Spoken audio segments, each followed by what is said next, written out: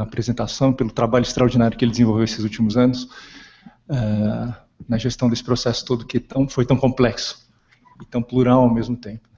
Eu diria que o plano e a lei de zoneamento, eles se distinguem pelo fato de conter uma leitura muito abrangente, muito aprofundada do território, talvez como nunca antes se tenha conseguido fazer em São Paulo. Isso é um grande mérito de toda a equipe que se envolveu, tanto no Legislativo como no Executivo. Esse processo também se distingue muito pela mobilização de tantas pessoas na sua elaboração. E, finalmente, eu acho que o plano e a lei de zoneamento jogam uma visão de futuro para São Paulo, na direção da correção, tão importante na correção das assimetrias que marcam o território da cidade na metrópole. Esse talvez seja o ponto mais importante a ser discutido aqui.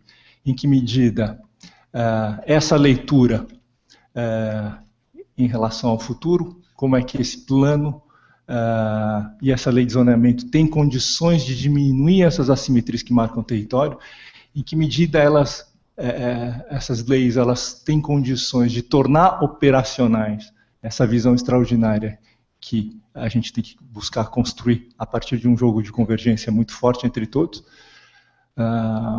e a partir de que momento, enfim, a vontade política, a vontade de todos nós, como sociedade, ela consegue prevalecer em relação a esses conflitos todos que o Fernando mencionou.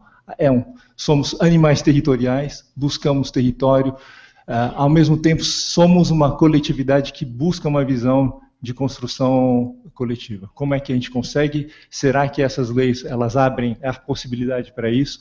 Essa é uma grande inquietação. Eu deixaria 3 interrogações, são incertezas, acho que naturais, que qualquer texto legal deixa no momento que eles são publicados. Eu deixaria 3 incertezas como objeto, talvez, de debate, de provocação para todos. O primeiro deles tem a ver com relação à questão habitacional. Em que medida essa grande assimetria que nos cerca, a demanda, a oferta, a assimetria entre oferta e demanda de habitação, como ela pode ser corrigida, e se ela pode ser corrigida através desses instrumentos que a gente tem hoje sendo produzidos. A minha segunda incerteza tem a ver das relações entre a lei e o mercado, as forças de mercado. Em que medida essas leis contribuem ou não para a formação de preços? Meu entendimento é de que o governo, as forças de governo são competentes para uma série de atribuições. E a gente tem que aproveitar essas vantagens competitivas do governo para certas competências. O mercado tem competências para outras atribuições. Uma delas é a formação de preço. E eu não vejo nesses mecanismos que estão sendo estabelecidos a possibilidade da dinâmica de formação de preços. Isso é uma coisa que é muito importante para a gente observar e entender com muito cuidado e ver se eles são eficazes ou não.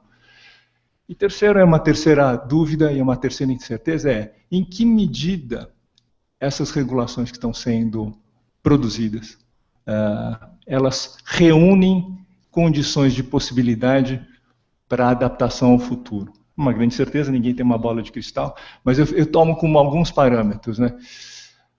O grid de Nova York ele foi criado em 1811, a partir de uma visão de futuro para um território específico. Ela abrigou uma condição de possibilidade para as diversas mudanças tecnológicas que ocorreram nesses 200 anos, com uma possibilidade extraordinária de adaptação. Aqui no Brasil, a gente se ateve a mecanismos legais que foram muito enrijecidos. Eu vou tomar como exemplo um outro exemplo americano. Em 1957, em Kalamazoo, foi criada a primeira zona pedestrianizada de ruas de comércio. 1957. Alguns anos depois, contaram-se 250 ruas pedestrianizadas nos Estados Unidos.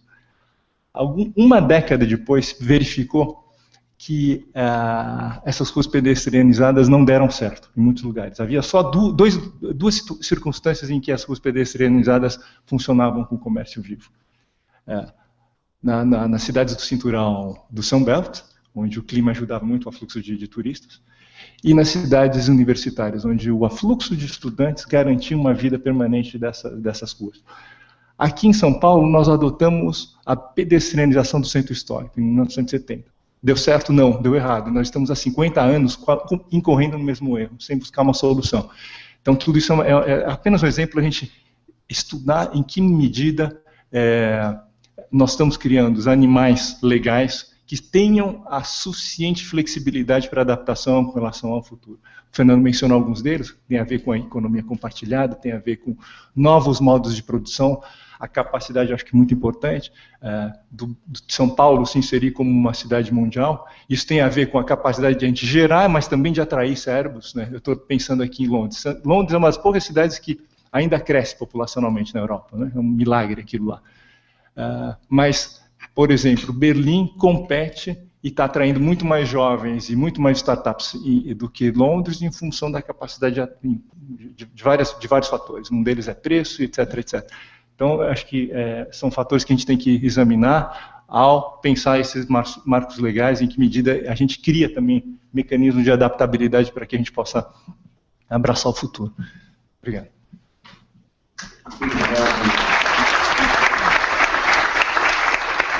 Nós vamos dividir então os debatedores de 5 minutos. O secretário da direção secretário. Vou passar agora ao doutor José Alberto de Graça. Bom, muito bom dia a todos.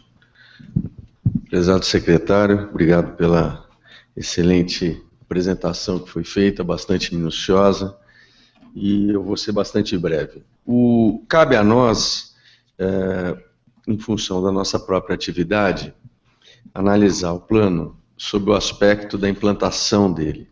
E o que isto vai gerar, estando aqui, ainda mais dentro da casa da GV, que já tive o prazer de fazer meu mestrado aqui, analisar qual é a importância e a influência do plano no custo final dos nossos imóveis. A ideia, ela é muito boa, quer dizer, não temos, eu acho que temos convergência em relação à ideia geral. O fato é, em alguns pontos de implantação desse plano, o que isso vai gerar em termos de custo e em termos de dificuldade de colocação, de implantação dele. Eu acho que eu não vou entrar muito em detalhes aqui, mas alguns pontos que já são bastante sabidos, que é a necessidade de adequar essa altura, falar numa linguagem mais fácil para ser entendido, e depois a gente pode entrar um pouco mais a fundo, mas o fato de você ter essas áreas de remanso, onde você tem alturas diferentes dos eixos, isso é uma coisa que não faz muito sentido em vários pontos. Sei que já estão sendo estudados diversas outras mudanças, isso se faz imperativo, no sentido de adequar vários remansos a alturas que sejam de gabarito, que sejam factíveis. Não faz o menor sentido, sendo bastante objetivo, entrar em alguns bairros onde você tem prédios que estão com 60 metros, 70 metros, 50 metros, e você obrigar os 28. Sei que estão sendo revistos, é muito importante que isso seja revisto, essas alturas.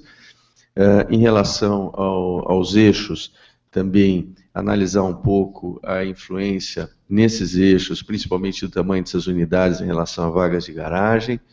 Vamos falar também das equivalências entre as áreas totais e as áreas úteis, e mudando um pouco para a habitação aí de interesse social, especialmente no Minha Casa Minha Vida, as EIs 2 e 3, que não fazem mais muito sentido, as contas não estão fechando em função da extinção da faixa 1 do Minha Casa Minha Vida. Enfim, tem algumas observações, várias outras observações técnicas, que com certeza o Cláudio vai falar, as Beia também, sobre o aspecto aí da implantação dos projetos, mas o nosso intuito é realmente de estar colaborando e entregar esses dados todos para vocês que a gente já tem discutido. A gente tem sentido as portas bastante abertas para a discussão desses dados. O secretário Fernando já esteve com a gente várias vezes e várias adaptações estão sendo propostas e estão sendo aceitas. E eu vou parar por aqui para que os meus colegas possam colocar e a gente continuar esse debate. Obrigado.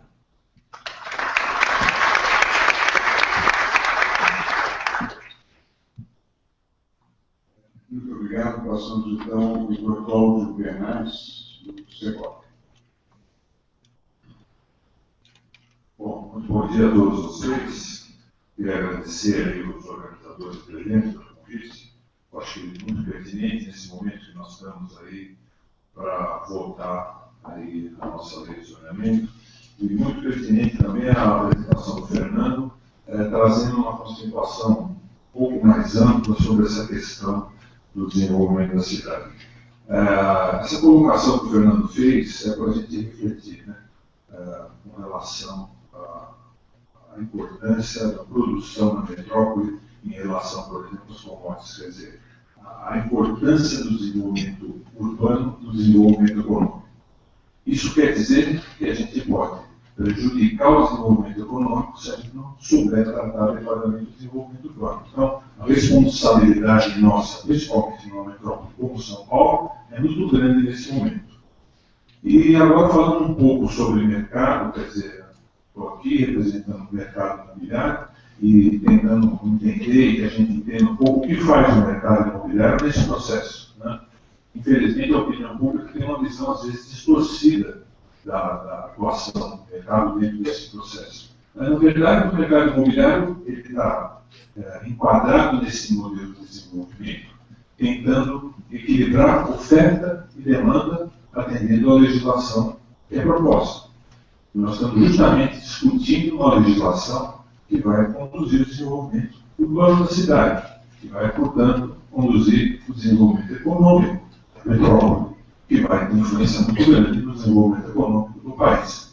Portanto, nós, do mercado imobiliário, com essa obrigação de tentar equilibrar a oferta e demanda, tentar produzir aquilo que a cidade precisa no preço que as pessoas podem pagar, a gente tem a obrigação, nesse momento, de emprestar a nossa experiência ao Executivo e ao Legislativo para dizer, dentro da nossa visão de produtores da cidade, o que nós achamos poderia ser aperfeiçoado nesses textos para que a gente pudesse cumprir a nossa função, que é produzir.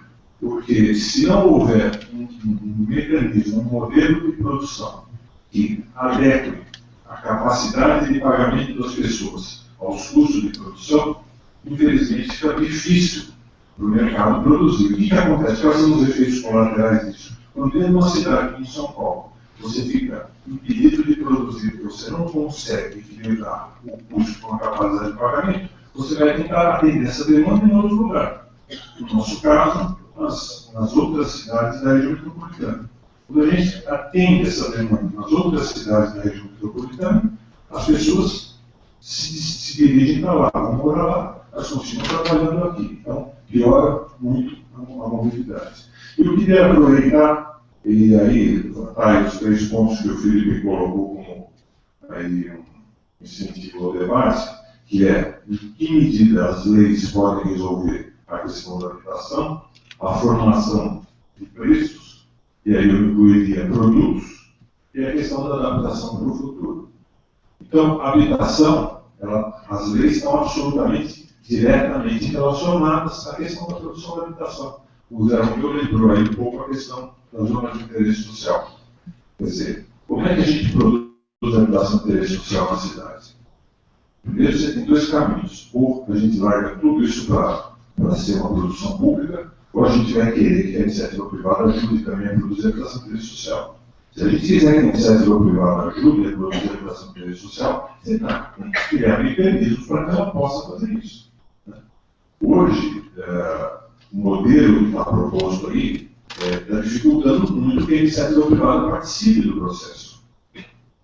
Isso não é muito bom, na minha visão, porque a iniciativa privada ela tem uma agilidade e uma eficiência maior que o poder público para produzir a habitação de interesse social. Então, eu acho que aí deveria haver um ajuste. A questão de formação de preço de produto, a lei põe o dedo na ferida.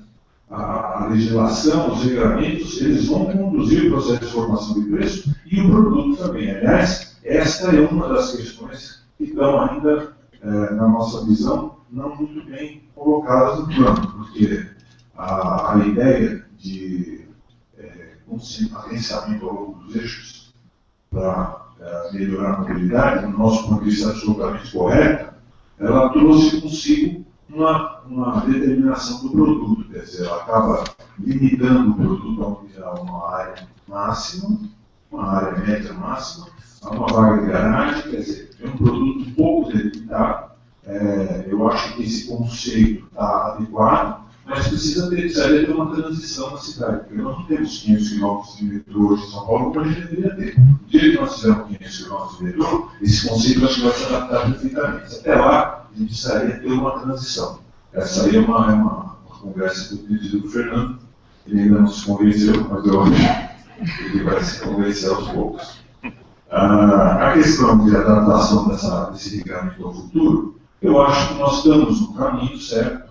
O Fernando colocou aqui uma outra questão muito importante, que é a diminuição da taxa de crescimento da população que está acontecendo.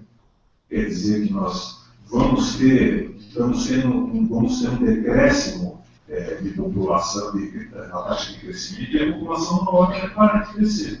Então, nós não vamos ter que desenvolver a cidade do ponto de vista de produção de habitação indefinidamente, mas nós temos que produzir agora.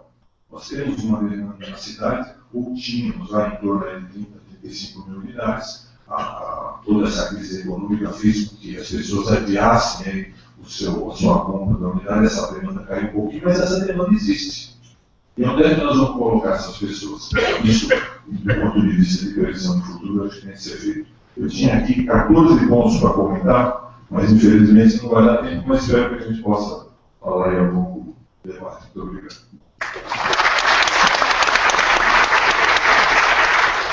Obrigado, doutor Cláudio. Nós sabemos que o tempo coloca uma limitação, mas esse debate está sendo extremamente interessante. Queria dizer que tem cerca de 500 pessoas acompanhando esse debate, além das pessoas que estão acompanhando pela internet.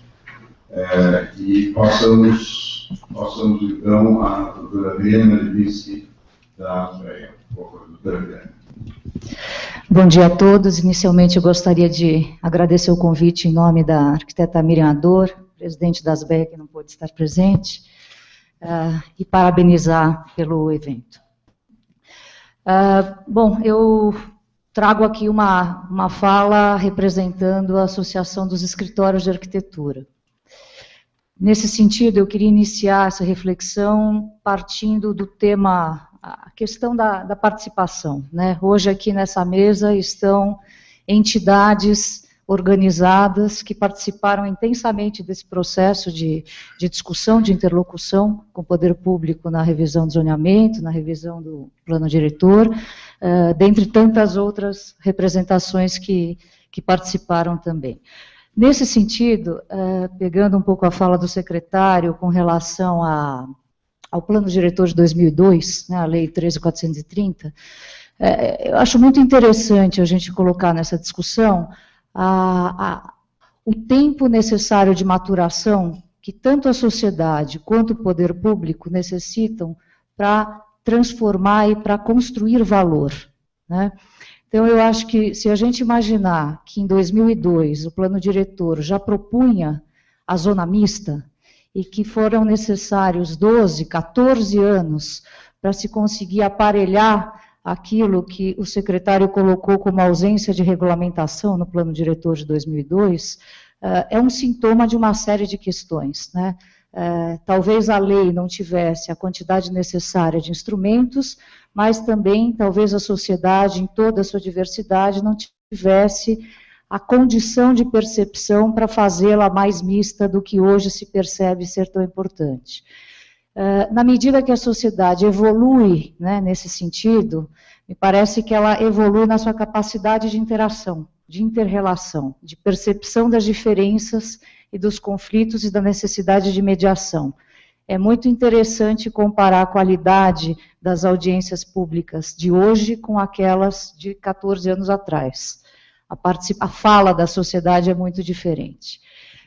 Nesse sentido, Me parece que, pegando um pouco a fala do Cláudio, a fala do Filipe, do Zé Romeu, a oportunidade de fazer com que a lei, de fato, seja um elemento transformador, ela tão poderosa será na medida que a sociedade puder ser trabalhada no medida da sua capacidade de percepção e de transformação conjunta, né?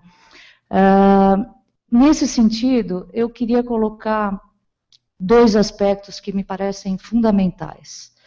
Um é a inter-relação da própria máquina pública entre si, na elaboração das suas ferramentas legais, né?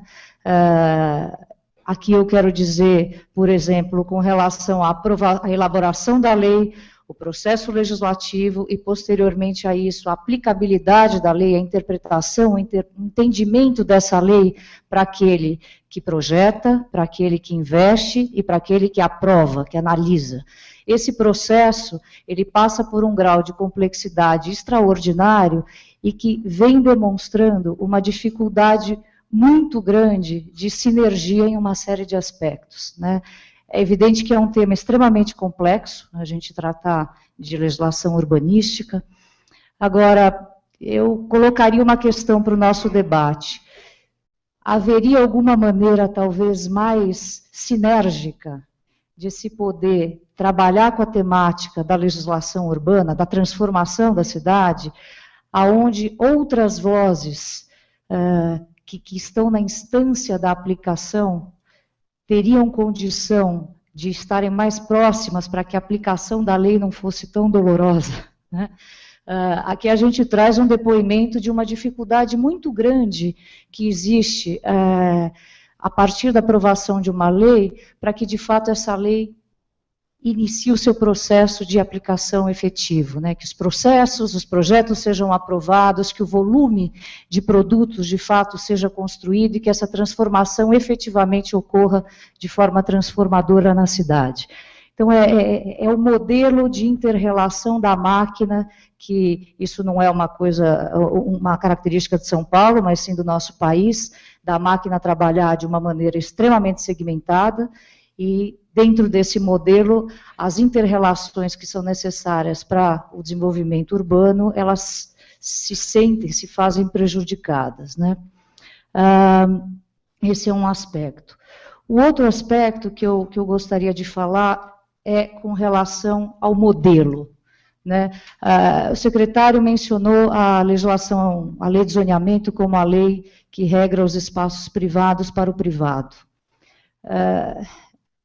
Me parece que, talvez, como um elemento extremamente poderoso de transformação, na medida que o poder público pudesse se prestar ao exemplo de aplicar as leis, né, as próprias leis de zoneamento, e aplicar o próprio regramento de aprovação dos seus próprios projetos, trazer esse senso, essa percepção para a sociedade de que existe uma isonomia entre as regras para o ente privado e para o ente público, talvez houvesse uma condição mais poderosa de se construir uma percepção e um ambiente mais sólido de valorização do patrimônio público, né?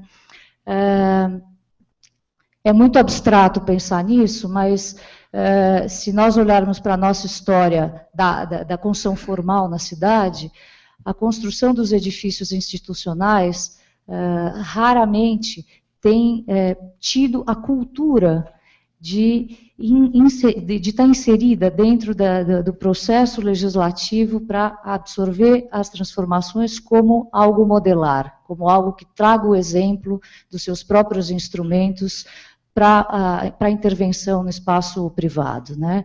Um lote privado poder se apoiar, sentir confiança e segurança no grau de transformações possíveis que a lei oferece, na medida que o próprio poder público venha trazer essa condição de transformação. Me parece que nesse sentido, isso é uma proposta para a gente, um tema para a gente discutir como futuro, que o grau de aproximação na utilização das regras público e privado possa ser um caminho para se alcançar condições mais efetivas de construção de, por exemplo, parcerias público-privadas urbanísticas, que me parece ser um modelo tão importante, né, para conseguir se redesenhar a cidade, se reconstruir a cidade com as forças públicas e privadas. Mas a construção do valor, da percepção e da confiabilidade é algo que do relacionamento talvez eu sugerisse como um elemento de futuro para se pensar que faria parte do processo da lei de zoneamento, e não somente o espaço privado. Obrigada.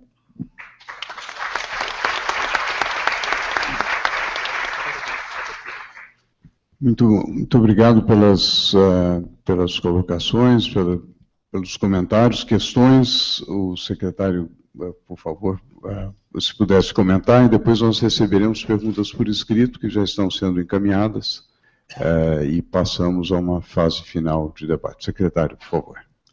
Bom, obrigado pela colocação de vocês todos. E é curioso, né, porque eu propositalmente fiz uma apresentação não calcada na dimensão imobiliária do zoneamento, ainda que soubesse que a mesa seria 100% de pessoas relacionadas ao mercado imobiliário, né. Isso para apenas a gente colocar, porque o que se trata aqui é da gente, um efeito colateral positivo desse evento, exatamente uma tentativa muito importante do Arco Futuro de qualificação do debate. Então, também a gente entender que todo o marco regulatório vai para muito além do mercado imobiliário, ainda que o mercado imobiliário tenha um protagonismo na cidade inquestionável e muito importante, né?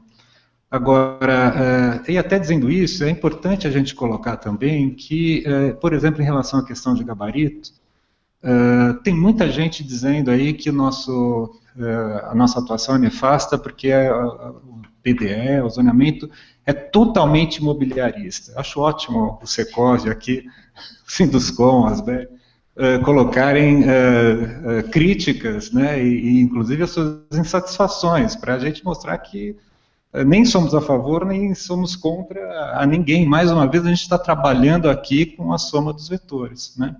E se de um lado eu concordo plenamente que a redução de gabarito é, do ponto de vista da lógica de produção do produto imobiliário, uma deseconomia, sabemos disso, concordamos com isso, com certeza há pessoas na plateia que são plenamente favoráveis à redução do gabarito para que se mantenham qualidades de bairro onde habitam, né?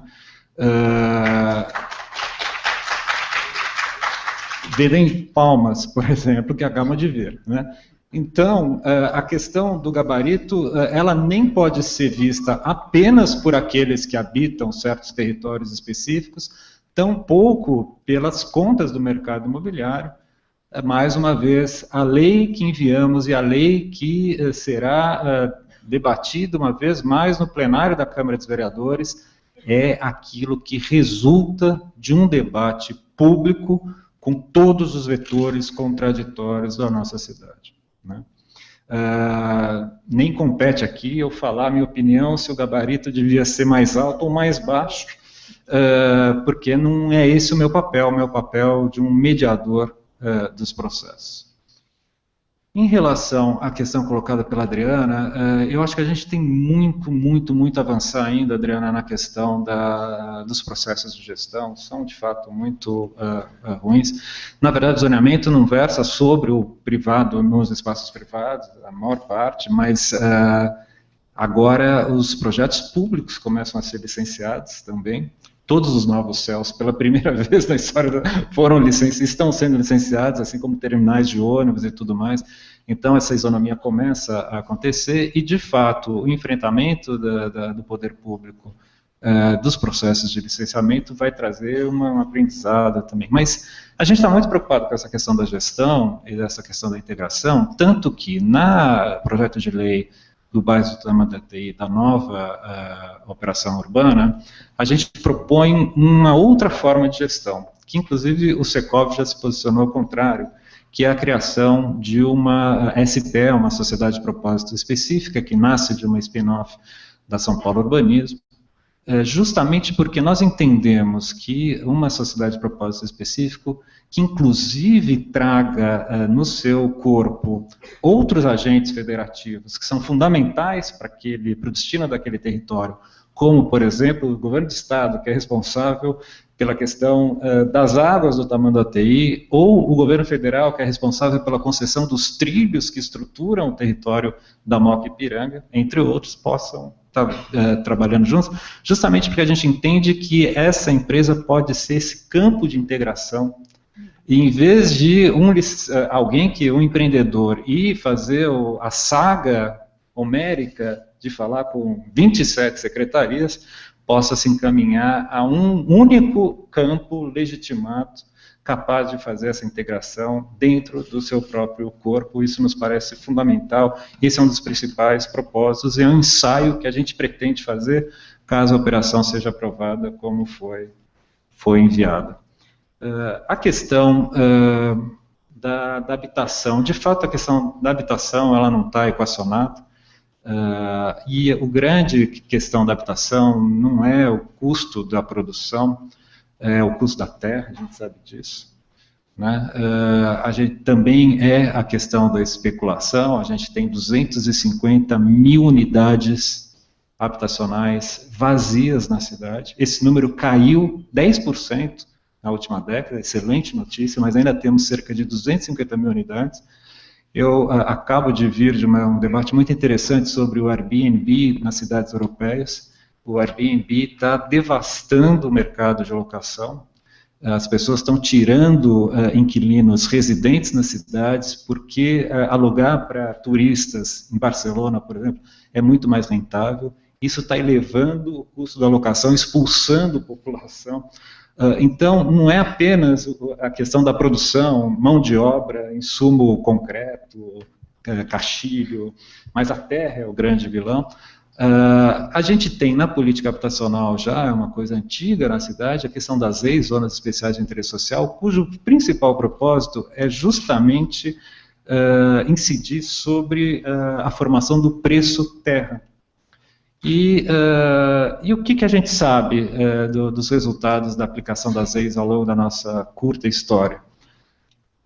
Que é impossível chegar a uma conclusão dos seus efeitos. Isso é o resultado de uma pesquisa de uma professora da FAUSP, a Paula Santoro, que analisa e percebe que é caso a caso. Ora, as EIs, de fato, reduz o preço, ora não, as EIs é mais cara do que o terreno ao lado que não é as EIs. Portanto, de fato, temos uma questão, e eu, particularmente, não acho que as EIs é a salvação da lavoura. Há que se pensar outras políticas habitacionais que, de fato, equacionem, e uma delas eu acho que é, sem dúvida nenhuma, a questão da locação social, como acontece em outros países da Europa, até porque aí sim, sendo um parque público, a gente pode formar preço. Vendendo Minha Casa Minha Vida, eu não consigo formar preço. Pelo contrário, eu fico submetido às forças de mercado. Agora, como é que a gente também, por outro lado, traz todo esse saber? Eu concordo com a questão do Philip, né? Até que ponto tudo que a gente está fazendo, temos a consciência dessas leis e forças de mercado e tudo mais. A gente tem limites, e eu acredito que, em grande parte, são outras instituições aquelas responsáveis por fazerem as pesquisas. A gente tem um limite dentro da máquina pública para os processos de inovação e de pesquisa, por razões óbvias. Basicamente, o nosso cotidiano é atender às urgências das demandas que são cada vez mais crescentes. A SMDU criou, foi a primeira coisa que nós fizemos, uma assessoria de pesquisa aplicada, exatamente para tentar ser um campo laboratorial, para fazer as conexões com as universidades e institutos de pesquisa, para desenvolver essas questões que propriamente não teremos, né?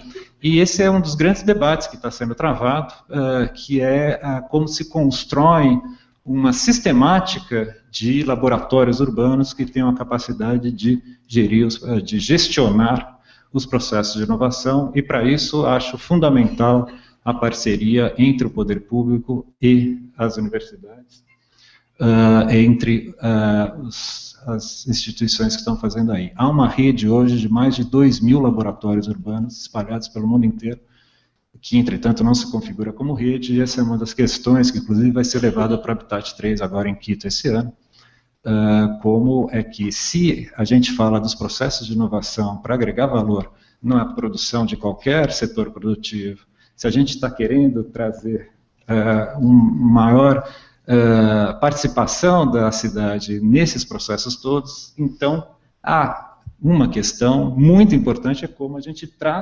incuba os processos de inovação na gestão da cidade. Né? Esses laboratórios urbanos me parecem que são coisas que a gente ainda tem que equacionar, e não sei se é um espaço ou se justamente é uma rede que conecte todos aqueles que estão envolvidos em pensar a questão das cidades na sua múltipla dimensão, não apenas imobiliária, mas também ambiental, econômica, social, etc, etc, etc.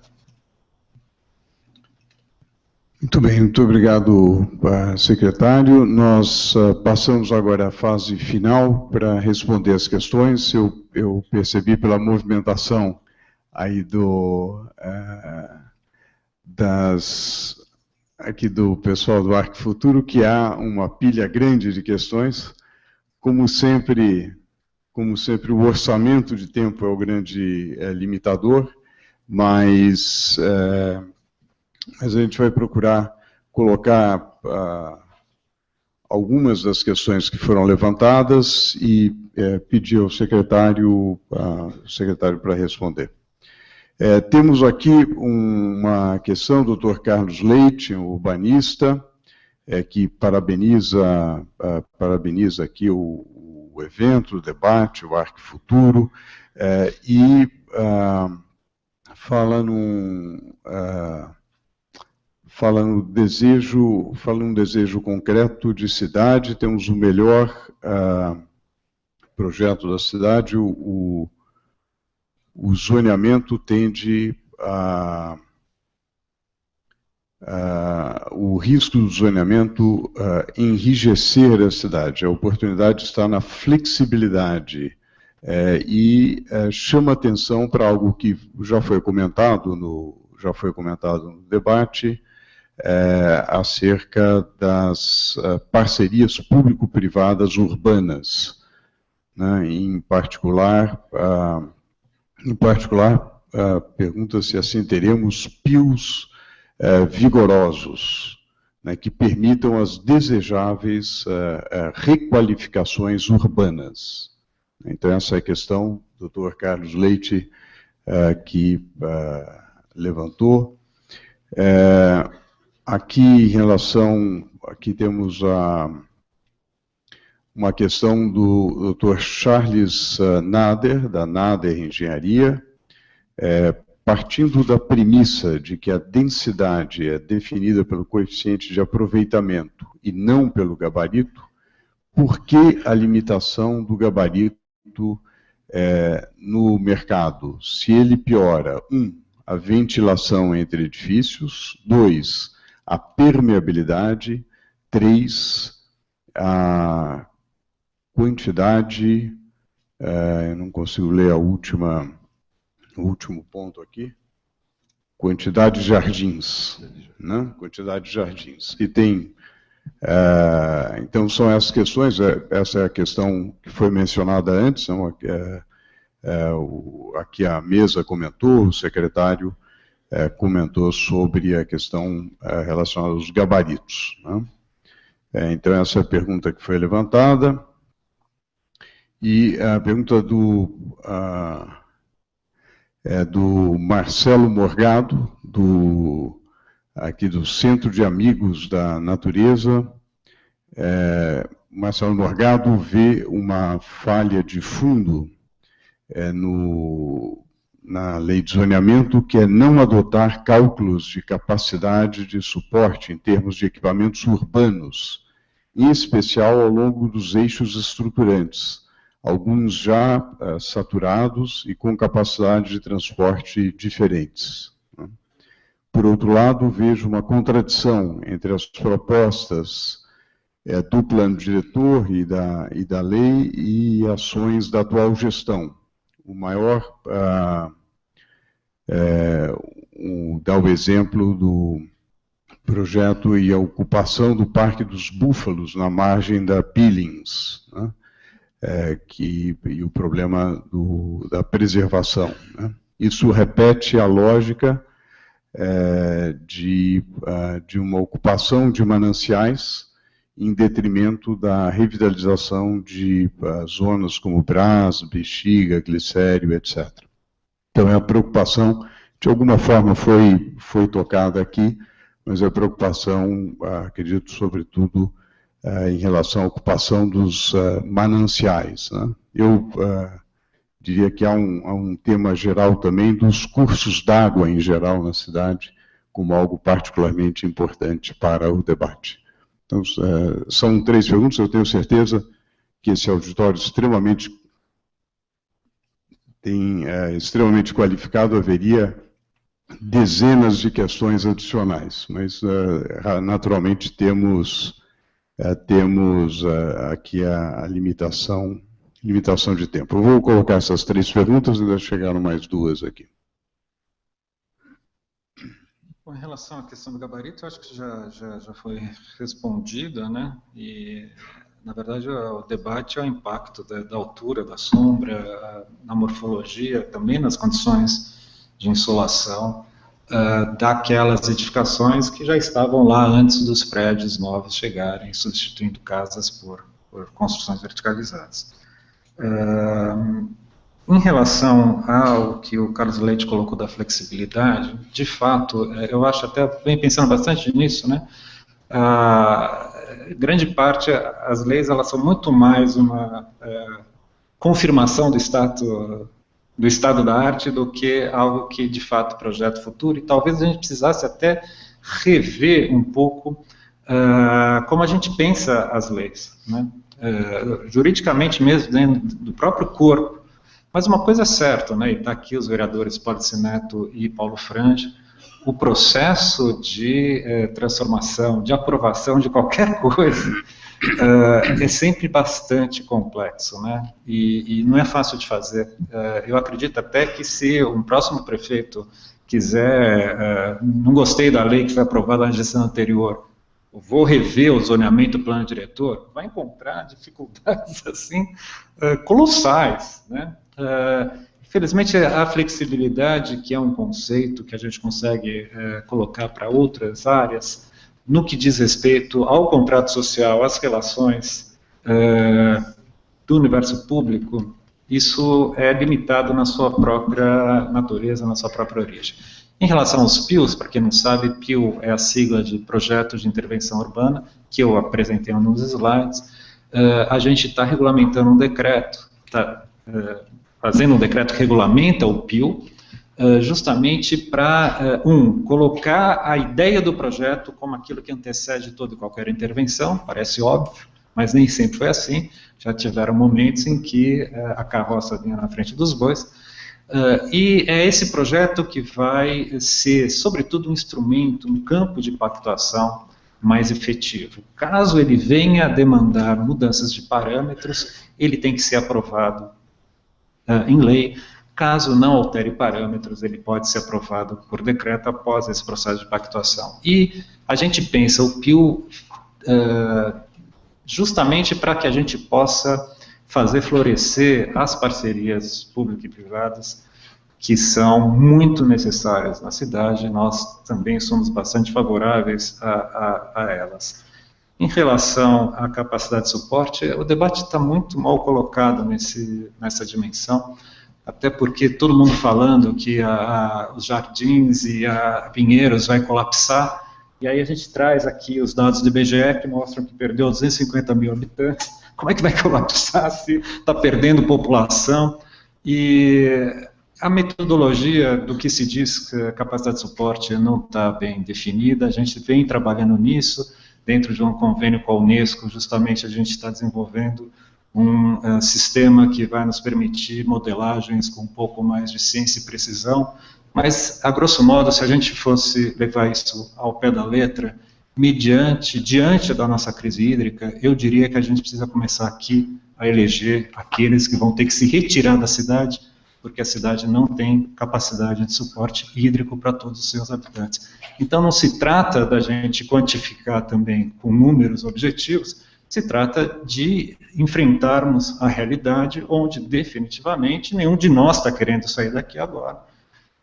E porque estamos disputando isso, que é uma metrópole que oferece as oportunidades que todos nós conhecemos de vida e assim por diante. Agora, se há todas as forças que impedem e que estão segurando uma maior racionalização do adensamento da cidade, a cidade tem uma densidade média baixíssima, cerca de 70 e tantos habitantes por hectare, isso não se compara a cidades melhor estruturadas que a gente conhece por aí. Se a cidade, a população que mora nas áreas mais privilegiadas está brigando pela preservação dessas áreas e brigando para que não se adense mais 1 milímetro quadrado nessas áreas, inevitavelmente, então, para onde vão as pessoas que estão pressionando as demandas habitacionais da cidade? Vão para as bordas, não tem outra maneira, né? Então, mais uma vez, a gente só pode entender o debate se a gente entende esse campo de disputa, e eu, particularmente, sou favorável ao reequilíbrio do adensamento, não sobre as áreas de mananciais, tanto é que estamos fazendo esse projeto das bordas da agricultura para tentar conter um pouco, que se associa ao projeto de ecoturismo também. Eu sou favorável a gente reequilibrar a cidade, proteger as áreas ambientalmente sensíveis, através de uma racionalização dos processos de adensamento que ainda se fazem necessários na cidade. Muito bem, obrigado, secretário. Temos algumas últimas questões aqui. Perguntaria só se algum dos debatedores da mesa gostaria de acrescentar algum ponto. A doutora Adriana? Acho que eu gostaria de falar só um pouquinho sobre a questão da flexibilização da lei, que me parece aí como horizonte futuro uma condição extraordinária, ainda mais para uma cidade com o tamanho de São Paulo, a complexidade e diversidade que ela tem. Agora, me parece que precisa haver uma distinção entre o que é flexibilidade e o que é, eventualmente, ausência de determinados conceitos, né? Para haver flexibilidade, é fundamental haver um fórum de mediação para cada tema flexível que tenha que ser deliberado, com a devida agilidade, confiabilidade necessária para se transformar um determinado espaço, um determinado lote, uma determinada área urbana. Esse fórum constituído precisa ser fruto de uma construção tecnicamente capacitada e de uma relação dos vários agentes representativos para deliberar sobre isso, que não estamos aparelhados para tal, no dinamismo necessário, que me parece, para poder ter uma flexibilização maior da lei, né? No outro sentido, no sentido da ausência de detalhamento de uma lei, ou seja, aquilo que eventualmente poderia ser gerado como lacuna na lei, para oportunidade de se regulamentar por decreto, ou abertura na lei para se regulamentar, nós temos assistido a dificuldade que é isso, no sentido da insegurança, das dúvidas, da divergência de posicionamento para se conseguir atingir uma regulamentação coesa das várias vozes que compõem uma regulamentação, né? Então, acho que me parece que é um processo, talvez, quem sabe, nos próximos 12 anos, ou na próxima revisão, a gente consiga ter uma maturidade maior público-privada para se almejar uma ambiência capaz de flexibilizar os conceitos e a aplicação da lei. Muito bem, temos mais perguntas aqui, depois, infelizmente, vamos encerrar, mas, obviamente, todas as perguntas que, porventura, não sejam respondidas, poderão ser enviadas, manteremos num fórum virtual todas as questões aqui para que possam ser respondidas e, naturalmente, encaminhar os vereadores aqui presentes, o vereador Paulo, o vereador Pólice Neto e todas as instâncias competentes. Aqui é uma questão do Cláudio Bernardes, que é um xará, que é do Dr. Cláudio, uma questão fundamental nas cidades é a segurança. Hoje vivemos um processo de enjaulamento, com muros e grades cada vez mais altos. Como o mercado imobiliário pode ajudar, pode promover mudanças nesse processo, criando espaços mais integrados à cidade, né? Então, a questão da segurança, que é uma questão levantada pela Luciana Ferreira, da FAO, aqui uma questão metodológica interessante de dados. Foram apresentados dados sobre a diminuição do crescimento populacional, porém dados da Embraesp mostram que, apesar de diminuir a população, São Paulo ganhou área construída. Houve um aumento do número de domicílios. Segundo dados do professor João Meyer, para um crescimento de 7,9% da população, houve um crescimento de 19,3% do pátio imobiliário, sendo que 1/5 do número de domicílios existentes na cidade foram construídos nos últimos 10 anos. Como incorporar esses dados na análise apresentada, visto que a análise foi mais focada na população e não nos domicílios? Isso em que medida mudaria a visão apresentada? Depois temos uma questão aqui de Flávio Escavazin, Vila Jatuí, Vila Beatriz. Em uma cidade tão grande, por que existe um único tipo de zona mista? E por que essa zona mista é igual à zona de... aqui a pergunta é por que existe apenas um tipo de zona mista? Depois, por que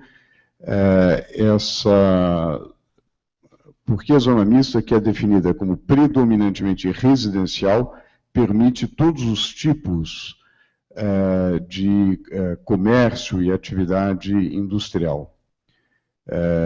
E aqui há algumas questões mais específicas, depois eu posso passar os detalhes aí da pergunta. Há uma pergunta aqui da Lucila Lacreta, do movimento Defenda São Paulo. Neste contexto, o poder público mais a produção imobiliária, onde se situa o cidadão comum, o consumidor do produto imobiliário e que vive e mora nessa cidade? Por que o cidadão comum não está participando mais e, portanto, não tem tido voz nesse processo? Então, a preocupação aqui é como aumentar a participação, né? Aqui é uma pergunta de Andréa Mifano, da CWM Ives Mifano, ao senhor secretário: se está comprovado que o adensamento traz desenvolvimento econômico e até aumenta o número de patentes, por que não permitir que a cidade seja mais adensada no centro em geral, né? Aqui uma para dar um pouco de pimenta aqui no debate, aos que bateram palmas ao secretário que falou sobre gabarito, parecem típicos NIMBYs, not in my backyard, não no meu quintal. Isso é só para colocar um pouco de pimenta aqui no debate. Aqui, será que fora das áreas que eles moram, não seria? Eu não vou colocar tanta pimenta, né? Assim fica muito... Aqui já está vendo pimenta caiena, já tá, a receita já está indo além do... Mas é divertida a questão e é um debate real, né? Um debate que ocorre aqui nas grandes manchas urbanas do planeta. Sobre a formação de preços, a importância da variável custo no processo, O peso da outorga onerosa é um elemento dificultador para o mercado imobiliário?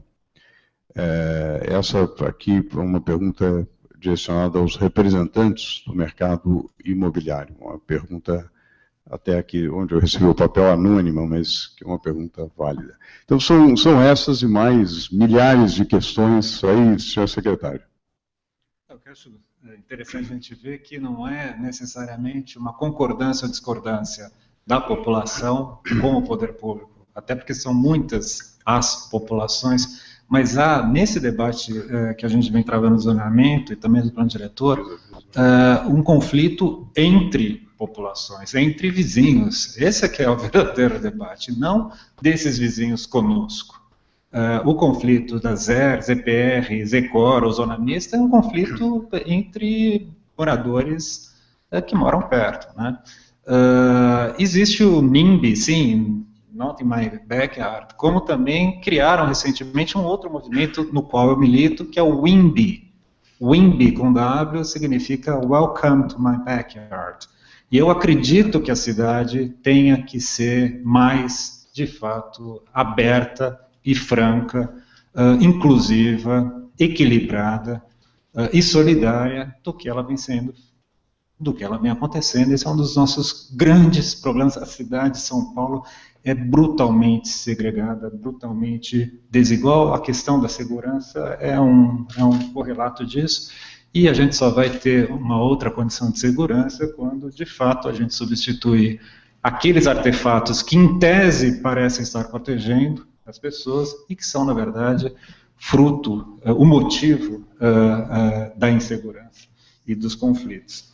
Agora, a questão da escuta, né? Podem falar de tudo da gente, menos que a gente não escutou, e que menos que a gente não fez nenhum processo participativo, etc. Foi uma glória a gente passar pelo PDS sem nenhuma judicialização e tudo mais, Ministério Público, todo mundo atestou a legitimidade participativa.